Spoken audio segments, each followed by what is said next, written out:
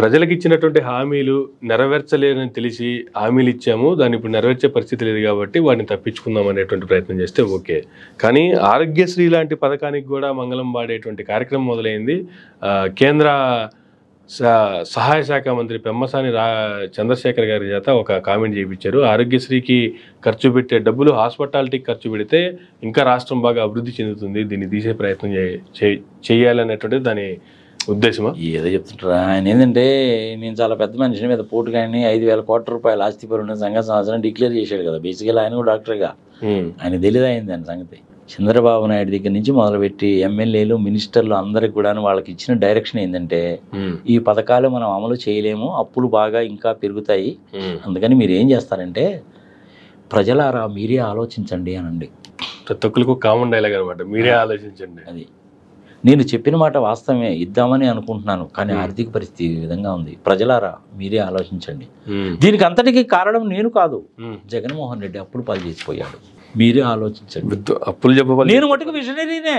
అప్పులు చేస్తే పర్లేదు, రాష్ట్రాన్ని విధ్వంసం చేసి పెట్టాను, నేను విజనరీని, కానీ ఏమి లాభం, ఏం చేయమంటారు నన్ను, నాకు భయం వేస్తుంది అంటాడు వాడు. పచ్చి బదలపోయాడు నాకు కూడా. చంద్రబాబు నాయుడికి అన్నీ తెలుసు, తీసేవారి పనికి మాలిన డిస్కషన్ ఇవన్నీ కూడా జరిగాయి కావు, చచ్చే కావు. ఒక 5-6 నెలలు కనుక వెయిట్ చేస్తే ఈవీఎం సంగతి తెలుస్తుంది, దీని సంగతి తెలుస్తుంది, ఎందుకు అందులో తొందరపడతావు.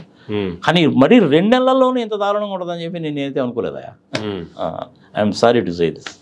కనీసం ఒక 6 నెలలు అనేది టైం ఇవ్వాలి, ఇప్పుడు మనం చెప్పచ్చు. నెక్స్ట్ ఇంకా ఏమైనా ఉన్నాయా? అయితే సార్, రీసెంట్గా తెలంగాణలో జరిగినటువంటి ఒక భేటీ వైఎస్ విజయమ్మ గారిని జేసీ ప్రభాకర్ రెడ్డి గారు కలవటం, ఇది జేసీ ప్రభాకర్ రెడ్డి గారు కలిసిన తర్వాత దీని మీద రకరకాల టాపిక్లు వస్తున్నాయి. కాంగ్రెస్ ఏపీసీసీ అధ్యక్షురాలుగా ఉన్నటువంటి షర్మిల గారు కావచ్చు, విజయమ్మ గారు కావచ్చు, ఇద్దరు టీడీపీలోకి జాయిన్ అవ్వబోతున్నారు అనేటువంటి చర్చకి తెరలేపారు సార్. అసలు ఈ భేటీ అయితే జరిగిందో ఒక ఫోటో కూడా బయటకు వచ్చింది.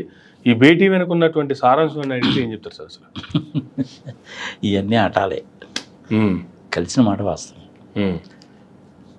నేను ఇట్లా మీలాంటి వాళ్ళు వేరే వాళ్ళు ఒకళ్ళు అడిగితే ఆ రోజు సార్ ఇవన్నీ కూడాను ఏదో అమ్మా కరెక్ట్గా తెలిస్తే మనం చెప్పాలి కానీ తెలియకపోతే చెప్పకూడదు, ఎనీహో నువ్వు అడుగుతున్నావు కాబట్టి నేను ఫోన్ చేస్తాను నాకు అని జేసీ దివాకర్ రెడ్డి గారికి ఫోన్ చేశాను. నాకు కూడా మంచి మిత్రుడే ఆయన. సరే, ఆయన ఏదో దాన్ని స్విచ్ ఆఫ్లో పెట్టుకున్నాడు కాబట్టి రిసీవ్ చేసుకోలేదు కాబట్టి వాళ్ళ ఆడిటర్ నాకు మంచి ఫ్రెండ్ కాబట్టి అతనికి ఫోన్ చేసి కనుక్కున్నాను.